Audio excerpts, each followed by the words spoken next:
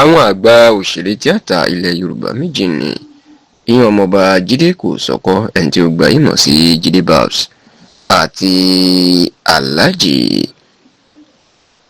Yinka Quadri ẹni tí gbogbo ayé mọ̀ sí Kurama tẹ́tẹ́.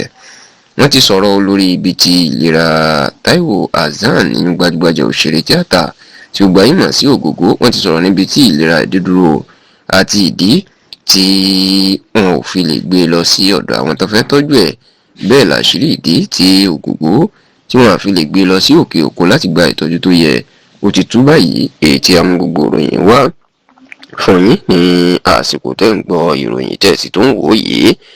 Kì í ṣe ìròyìn mọ́ pé nínú ọ̀sẹ̀ tá a wà yìí làwọn ọmọ Ogogo ọmọ kúlódò èèyàn Lima àti Kira Hassan iná máa pariwo síta fún gbogbo ayé pé kí wọ́n jọ̀wọ́ kọ́gbà wọn. Ara Ogogo ọmọ kúlódò bàbá àwọn òyà àìsàn jẹjẹrẹ tó sì lágbára gidigidi tó ń pè ní stage 4 cancer ló ń da bàbá àwọn láàmú. Wọn làwọn ò nílò owó kankan lọ́dọ̀ ọmọ Nàìjíríà nítorí pé owó wà nílẹ̀ bíbá. Sẹ́nẹ́tọ̀ tó ń ṣojú agbègbè Ogun West nílé ìgbìmọ̀ aṣòfin àgbà l'Àbújá tóun àti Ogogo bàbá àwọn jọjọ́ màálùú láàrọ̀ ní ìpínlẹ̀ Ògùn.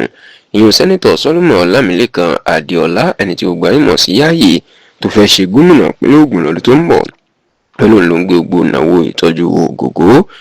Ṣá o, àwọn ọmọ náà ní táwọn nílò ní ẹni tí yóò lè tọ́jú Ogogo lọ́nà ìbílẹ̀ àbí ewé àtegbò nítorí pé àwọn ilé ìwòsàn wọn láwọn ò lè tọ́jú ẹ̀ mọ́, agbára wọn ò gbé mọ́, wọ́n sì ti pàtì wọn ò ṣe nǹkan kan ní orí ẹ̀ mọ́.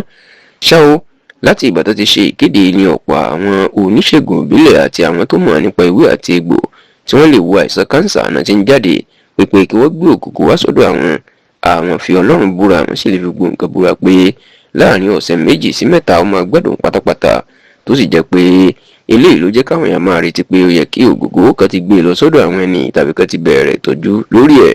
Ṣùgbọ́n ṣá o, nígbà tí ó ń sọ̀rọ̀ lórí èyí, ọmọọba Jide Kosoko jẹ́ kó di mọ̀ pé àwọn dúpẹ́ o lọ́wọ́ gbogbo aráàlú nítorí pé wọ́n fi ìfẹ́ hàn sí Ogogo gidigidi. Òun látìgbà táwọn ọmọ ẹ̀ ti kéde pé àwọn tó bá ní orí ọ̀fẹ́ tàbí mọ̀ nípa bó ṣe ń tọ́jú àìsàn jẹjẹrẹ kí wọ́n jọ̀wọ́ àná lọ́wọ́. Ó ní àwọn tí wọ́n ti jáde tó ti kàn sí àwọn wọn yóò tó 300 sí 300 to 500 people. Ṣùgbọ́n ó ní ìdí táwọn ò fi lè gbé Ogogo lọ sọ́dọ̀ wọn ni pé àwọn ò lè kàn déédéé máa gbé káàkiri ilé ìwòsàn nítorí pé ìlera kò tíì ṣe dáadáa rárá.